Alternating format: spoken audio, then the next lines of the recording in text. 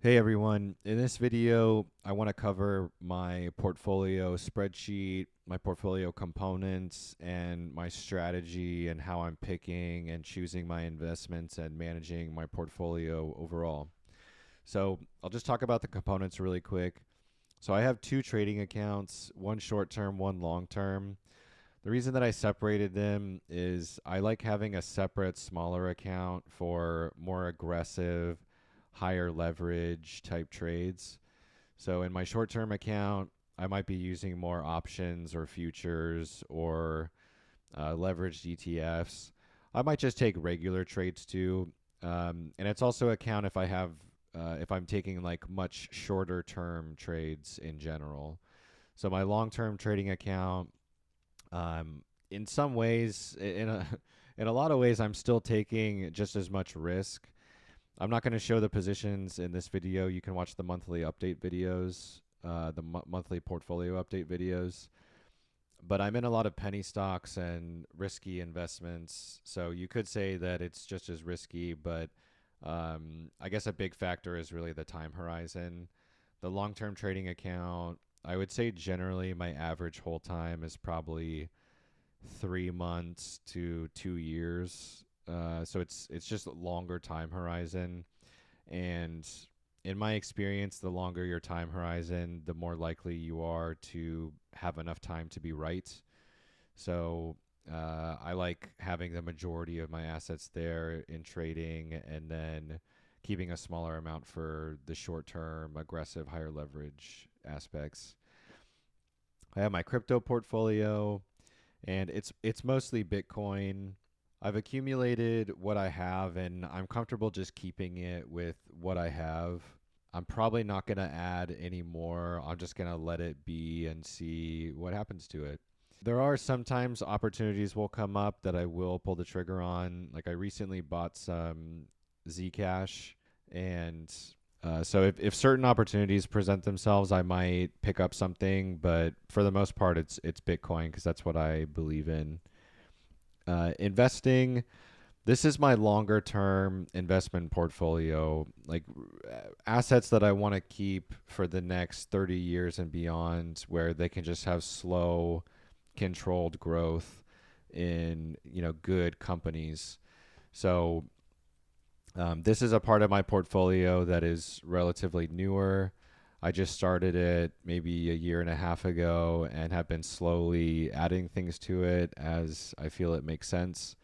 So I'm ultimately want to grow this to be a bigger part of my portfolio. Physical precious metals, these are the physical metals that I have, and it's mostly silver. I like having these for as an inflation hedge, and just store of value. I mostly have silver, but also some golds and platinum. My emergency fund, this is a emergency slash opportunity fund, and the way it's framed that way is for a couple reasons. The emergency part, if I lose my job or have some other unexpected expense, then I can use this money to help pay for that. So this money is sitting in a high yield savings account, but it's also an opportunity fund. If there's a market crash or some other outlier opportunity that I identify, then might want to take that and dump it into that opportunity. So it kind of leaves me positioned to be able to always have some cash.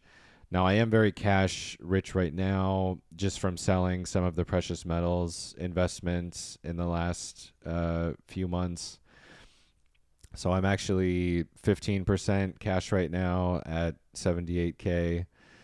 So definitely lots of cash if something presented itself or if I needed it.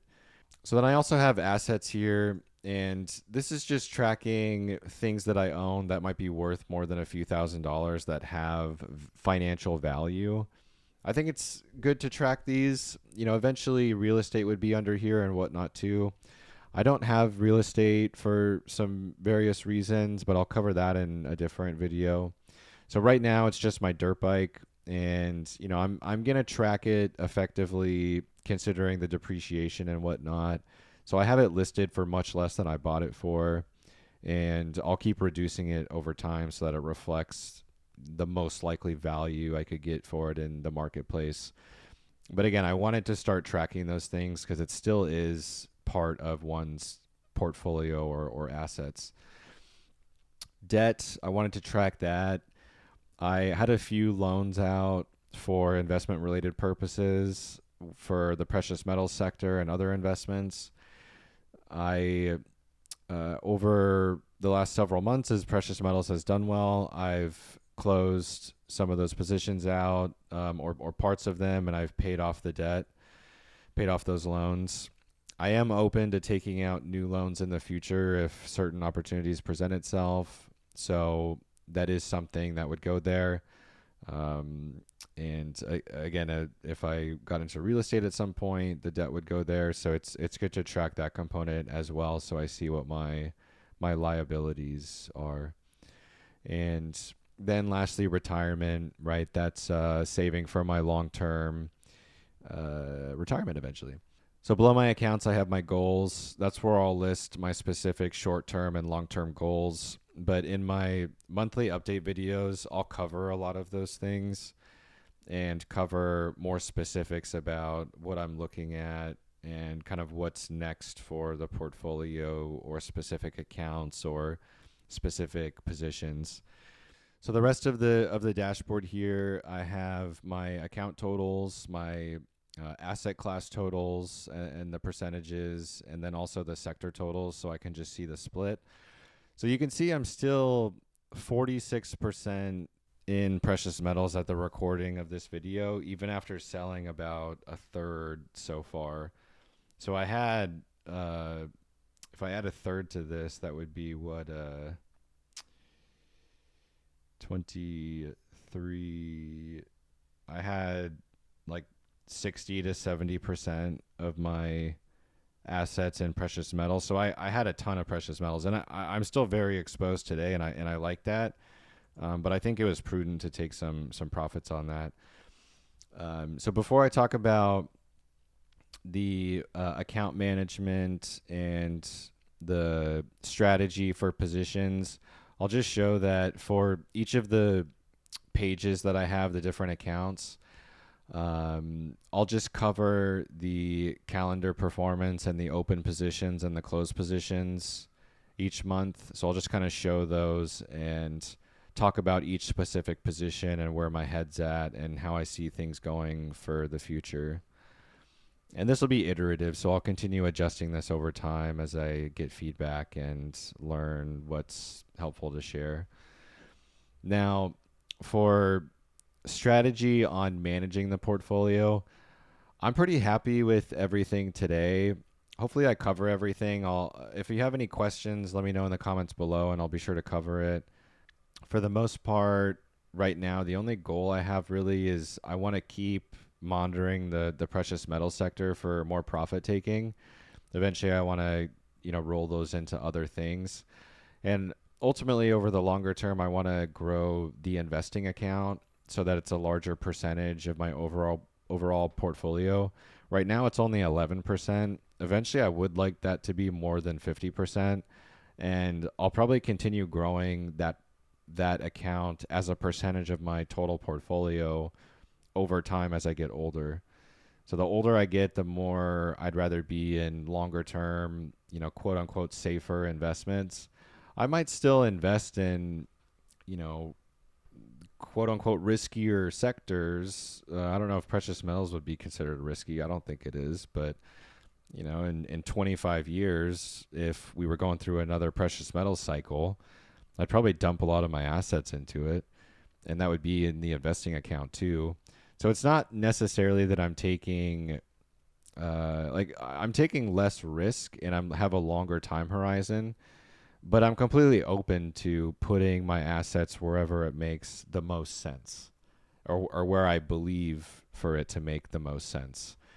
There's a lot of quotes out there around diversification and whatnot, but I forget who said it. I think it was Stanley Druckenmiller or somebody, but there's a saying that you don't like diversification is if you don't know what you're doing. But you don't want to be diversified if you have belief and conviction in certain areas that you're trying to invest in, that you believe will be successful. So I think it's good to focus on certain sectors and industries and markets. So with that, this is a good segue into uh, how I'm tracking markets and positions and things and strategy around that. So I think I'm pretty unconventional with my approach. It works for me, and I'm going to keep doing it. I like doing it. So what I do is I'm much more focused around cycles and psychology and a little bit of technicals than I am fundamentals. I do look at fundamentals on a case by case basis, especially for the investing account, the investing part of my portfolio, where I'm trying to do longer term, safer investments and relatively safer things that I want to hold over the next 30 years. But for the most part, I really like Mike Maloney's concept of wealth cycles, as he calls them. And that's where you're looking at 20, 30, 40, 50 years, and you're trying to catch the waves of relative outperformance. So sometimes precious metals are relatively outperforming, sometimes stocks are outperforming, sometimes other commodities or real estate is outperforming. So it's good to align your asset base and your resources with whatever's having the most relative outperformance. I think it's still good to stay diversified in some sense, but overall, I do think it makes sense to focus a lot of time and energy there. With that, I'm trying to identify those opportunities and again stay aligned to them. And right now, it feels like we're in the precious metals upswing, and I've had this belief, this growing belief and conviction since the mid 2010s when I first kind of got into investing and trading. And if you haven't watched my history video where I cover how I got here, that's in this playlist too, and I would recommend watching it. So that being said, that's what I'm focused on from looking at the overall markets and like sectors and asset classes and industries to be in.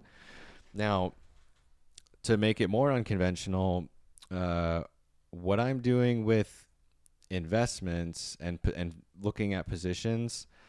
So over the last 10 years of me doing all this, 10 plus years, I've curated a list of people and services and newsletters and other information that I utilize to identify opportunities and things where I want to put my money. So, for example, on X, I follow a lot of people that I respect and trust, and I've watched their calls and what they've suggested over the years. Some good, some bad, some I like listening to certain things they say, and maybe not others. But inevitably, the way I look at it is, I'm a busy guy. I have a career. Um, I think there's a lot of people that make it their life's dedication and purpose to do sector analysis and market analysis and company analysis, and they share that information.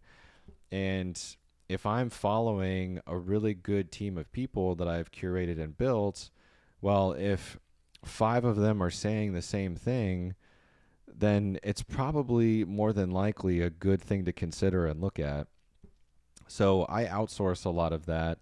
Now, I do still look at individual companies, fundamentals, and I do my own market research and technical research and things like that as well. But I do rely a lot on the outsourcing of that to this curated list of people, information, and services that I've gotten over the years. But I want to emphasize that while I do outsource getting a lot of that information, I am making my own decisions. I am processing and collating my own research that I have curated and procured from these various providers. and then I'm making my own decisions based off my own experiences and what feels like the right decision. So that's a little bit about my how I manage my portfolio and my strategy. Again, watch the history video in this playlist if you're interested to hear about how I got here. But to follow along on the portfolio and specific updates to positions in real time, make sure you follow me on YouTube here and then on X. If I'll post all my updates in real time on position changes and everything. If it makes sense to make a video to explain something, I will, but otherwise I'll just post it on X. So maybe make sure you follow me in both places and check out the monthly updates where I'll cover the entire portfolio and positions and where my head's at for things I'm looking at and whatnot. All right, thanks for listening, and I will see you in those videos.